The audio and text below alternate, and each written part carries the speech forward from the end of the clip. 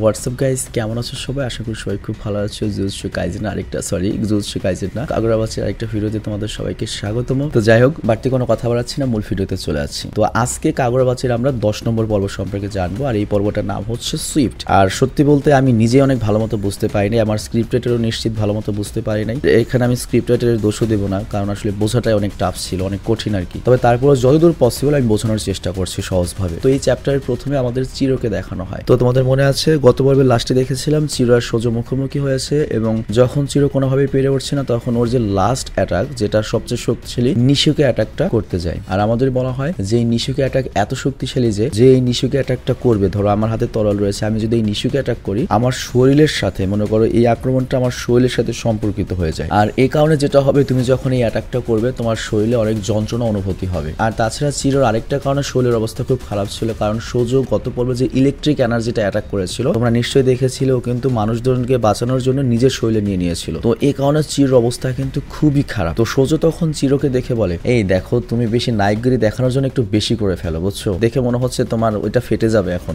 হয়তো বিচির কথা বলছে। তবে তারপরে সোজো ভাবতে থাকে যে এই পোলাটা আসলে কি ভাই, ও এখনো দাঁড়িয়ে রয়েছে কাটানা নিয়ে লড়াই করার জন্য। আর তারপর সোজো নিজের কথা ভাবতে থাকে যে আমার হাতে যে কাটানাটা রয়েছে, এই কাটানার উপর মাস্টার হতে আমার মিনিমাম আরো 7 দিনের বেশি সময় লাগবে। তো এই কথা আমরা বুঝতে পারি এখানে যে ভিলেন সোজো, সে এই কাটানাটা পেয়েছে খুব বেশি দিন হয়নি, মানে ও এই কাটানাটার খুব ভালো বেশি ইউজ করতে পারে না। তো সোজো তখন চিৎকার করে বলে ওঠে, আচ্ছা তুমি ওই বাচ্চাটাকে তো প্রোটেক্ট করছো কেন? বাচ্চার জন্য নিজের জীবনটা দিয়ে দেবে নাকি? তুমি কি একটা ছাগল নাকি? আর তখনই দৃশ্যের পরিবর্তন হয়, আমাদের চার আর হানাওকে দেখানো হয়। তো হানাও চারকে কাঁধে নিয়ে হাঁটছিল। তো চার তখন হানাওকে বলে, এই দেখো তোমার যদি কষ্ট হয় আমরা কি জায়গা পরিবর্তন করতে পারি? তুমি কি আমার কাঁধে উঠবে? হানা তখন বলে, না না না ঠিক আছে, এটা আমরা পরে করতে পারি। তো এরপর দৃশ্যের পরিবর্তন হয়, আর সোজো বলে, রোকোহরা একটা কি বলবো, ও একটা গণবিধ্বংসী অস্ত্র তৈরি করেছে যেটাতে হাজার হাজার মানুষের মৃত্যু হয়েছে, এক হিসেবে ওকে আমরা খুনি বলতে পারি। তো এই কথা বলার পরে চিরো চিৎকার করে ওঠে এবং বলে, ছাগলের বাচ্চা, আমার বাবা সম্পর্কে কিছু বলবি না। আর তখন ওর আগে করে সোজোর উপরে একটা স্ল্যাশ অ্যাটাক করে, তবে সোজো এই আক্রমণটা ব্লক করে দেয়, কিন্তু তখন ওর হাত থেকে কাটানাটা সরে যায়। আর ওই মুহূর্তে চিরো দ্রুততার সাথে সোজোর দিকে অ্যাটাক করে, কিন্তু তখনই সোজো করে কি তার কাটানাটা আবার হাতে ধরে এবং চিরোর অ্যাটাকটাকে ব্লক করে দেয়। এবং সোজো বলতে থাকে, এই ছেলেটা এখনো ফাইট করছে, তাও আবার পুরো শক্তিতে। একটু আগেও তো এত শক্তিশালী ছিল না, এত শক্তিশালী হয়ে গিয়েছে এখন। আর সোজো ভাবতে থাকে, আমারও মনে হয় এখন শক্তিশালী কিছু করতে হবে, কিন্তু এটাকে তো আমি একবারই ব্যবহার করতে পারবো। আর তখনই সোজো করে কি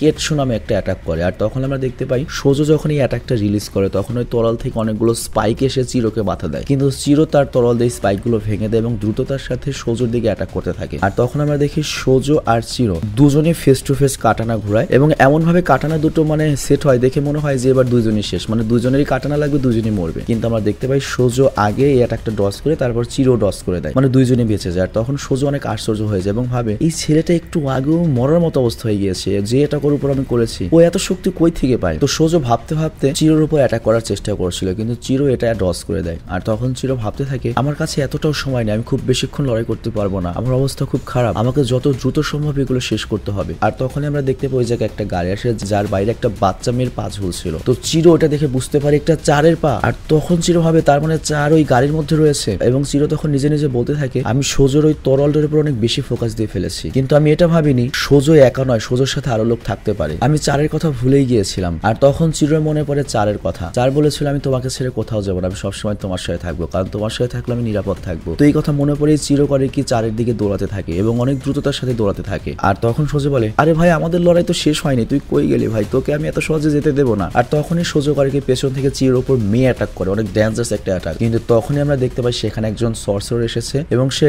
জেন শুই নামে একটা অ্যাটাক করে এবং সোজোর এই অ্যাটাকটা ব্লক করে দেয়। এবং ওই জায়গায় আমরা ততক্ষণ আরো বেশ কিছু সর্সারারকে দেখতে পাই যারা সোজোকে চারদিক থেকে ঘিরে ফেলেছে। তো কি হয়েছে বুঝতে পেরেছো, এখানে কিয়োমো গ্রুপের সদস্যরা এসেছে, যারা আর কি ওই যে গত পর্বে যে আমরা আজামি দেখেছি, আজামিদের গ্রুপের লোক। তো সোজো তখন ভাবতে থাকে, ওরে বাবা এখানে 5 জন এলিট সর্সারার চলে এসেছে, কিন্তু বাকি 3 জন তো ব্যাপার না, বাট ওপরে 2 জন যে সর্সারার রয়েছে ওরা 2 জন যদি নিচে আসে তাহলে তো আমার জন্য পারা খুব কঠিন হয়ে যাবে। তো অ্যাকচুয়ালি যে 2 জন সর্সারারের কথা বলছে তাদের একজন হচ্ছে আজামি আর একজন হচ্ছে শিবা। তো শিবা তখন বলে, আমি চিরোর পেছনে যাচ্ছি, ও একা যাচ্ছে। আজামি বলে, তুমি চিরোর দিকে যেও না, তাহলে ও তোমার পেছন পেছন চিরোর দিকে যাবে, আগে আমরা ওকে থামাই। তো সোজো তখন বর্তমান পরিস্থিতি অ্যানালাইজ করতে থাকে যে আমি এদের 5 জনকে একা সামলাতে পারবো না, এরা সবাই মিলে আমাকে মেরে ফেলতে পারে, তো আমার এখন ফাইট করা উচিত হবে না এখান থেকে পালানো উচিত হবে। আর তখনই শিবার আজামের মধ্যে কথাবার্তা দেখানো হয়। তো শিবা আজামিকে বলে, আচ্ছা ঠিক আছে তাহলে এক কাজ করি, তাহলে আমি যাই সোজোর সাথে একা ফাইট করি। আজামি তখন বলে, না এখানে ফাইট করা যাবে না, আমরা এখনো শহরের মধ্যে রয়েছি, ওর কাছে একটা ইনচ্যান্টেড তরল রয়েছে, ওটার পাওয়ার সম্পর্কে তোমার আইডিয়া আছে? ওর সাথে এখন যদি আমরা ফাইট করতে যাই এখানে সাধারণ মানুষের অনেক ক্ষতি হবে, অনেক ধ্বংসযোগ্য হবে। শিবা তখন বলে ভাই অলওয়েজ তুমি স্ট্রিক্ট রুলে থাকো ভাই, কেমনে পারো? আর তখনই সোজোকে দেখানো হয় আর ও তখন কৌ নামের একটা অ্যাটাক করে, যার ফলে চারদিক দিয়ে অনেক ধোঁয়ায় ভরে যায়। আর অন্যদিকে আমরা দেখি চিরো কিন্তু ওই গাড়ির পিছু করছিল এবং সে দ্রুততার সাথে ওই গাড়ির লোকটার গলা কেটে দেয় যে কিনা 4 পা ধরেছিল। আর তখনই গাড়ি থেকে আরেকজন লোক বের হয়ে ওর গলায় তরল ধরে আর বলে আসলে সোজা আমাদের বলেছিল যে শত্রুকে কনফিউজ করার জন্য, আর এই জন্যই 4 পা কেটে তোমার সামনে এনেছি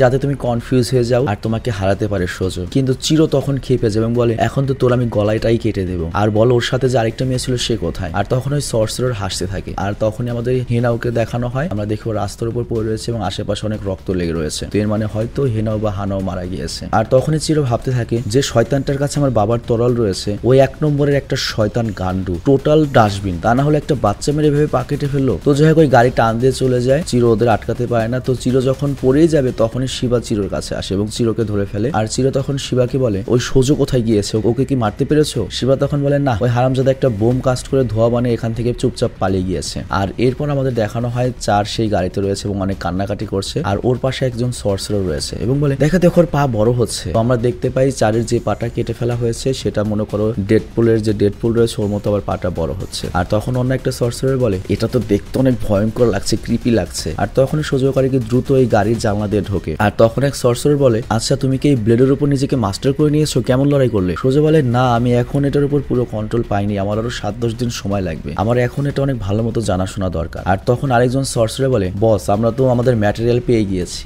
মানে 4-এর কথা বলছে, তাহলে কি আমাদের প্ল্যানটা আমরা আবার শুরু করব? তো সোজো তখন বলে হ্যাঁ অবশ্যই আমরা নতুন করে প্ল্যান শুরু করব এবং আমরা অবশ্যই রুকোহিরারকে ছাড়িয়ে যাব। তো এই কথা আমরা যেটা বুঝতে পারি সোজো 4-কে ইউজ করে, মানে 4-এর যে রিহিলিং ক্ষমতা রয়েছে সেই ক্ষমতাটা ইউজ করে রুকোহারা আমাদের নায়কের যে বাপ তার মতো নতুন কোনো ইনচ্যান্টেড ব্লেড তৈরি করার চিন্তা করছে। আর তখন আরেকজন সর্সারার সোজোকে বলে ওঠে আচ্ছা তাহলে কি তুমি ওই ব্লেডের ব্যাপারে ভুলে যাবে?